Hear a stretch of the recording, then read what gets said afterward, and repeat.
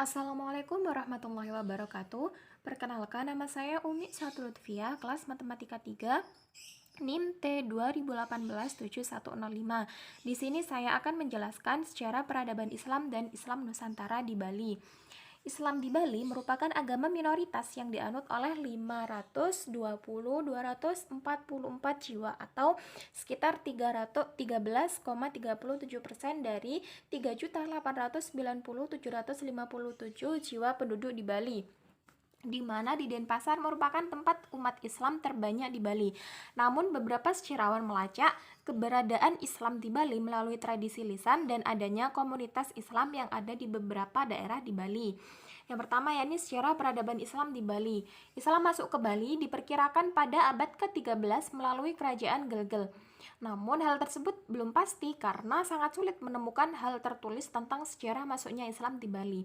Islam masuk ke Bali sejak zaman kejayaan Kerajaan Majapahit pada sekitar abad ke-13 dan ke-14 Masehi. Saat itu Raja Gelgel pertama dalam Ketut Ngelesir sekitar tahun 1380 sampai 1460 Masehi mengadakan konferensi dengan Raja Hayam Wuruk dengan berbagai kerajaan bawahan di berbagai daerah Indonesia. Sebagai bentuk kepatuhan terhadap Kerajaan Majapahit, setelah acara tersebut, Dalam Ketut pulang ke Bali. 40 orang dari Raja Majapahit yang mengantar Dalam Ketut dan 2 diantaranya yakni Raden Modin dan Kiai Abdul Jalil.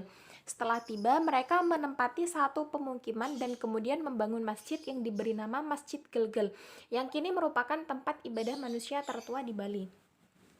Mereka berdua cukup lama menetap di kerajaan Gelgel. Namun dalam perkembangannya mereka meninggalkan Gelgel menuju ke arah timur dan berhenti di desa Banjar Lembah. Di desa ini Raden Modin menetap di sini dan tidak meneruskan perjalanannya.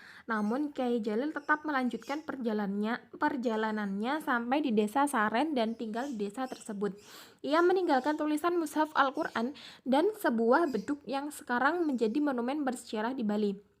Sejak itu, Raden Modin dan Kiai Abdul Jalil disebut dengan 2 tokoh yang menyebarkan Islam di Bali.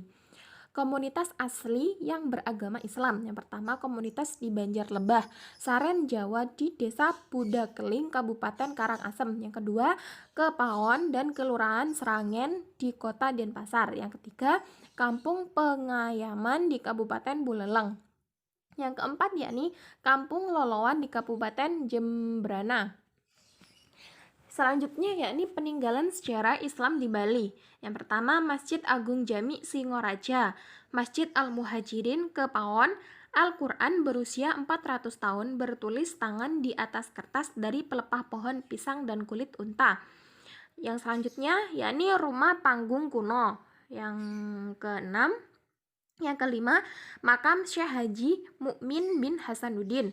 Yang keenam, yakni sumur yang dipercayai menyembuhkan penyakit yang berada di dalam Masjid Asy-Syuhada. Yang selanjutnya, yakni tokoh penyebar Islam di Bali. Yang pertama, Wali Sesah Mengwi atau nama aslinya yakni Raden Amangkurat. Yang kedua, yakni Wali Bukit Bedugul, yakni Syekh Haji Mukmin bin Hasanuddin. Yang ketiga, Wali Karangpurit, yakni Syekh Abdul Qadir Muhammad.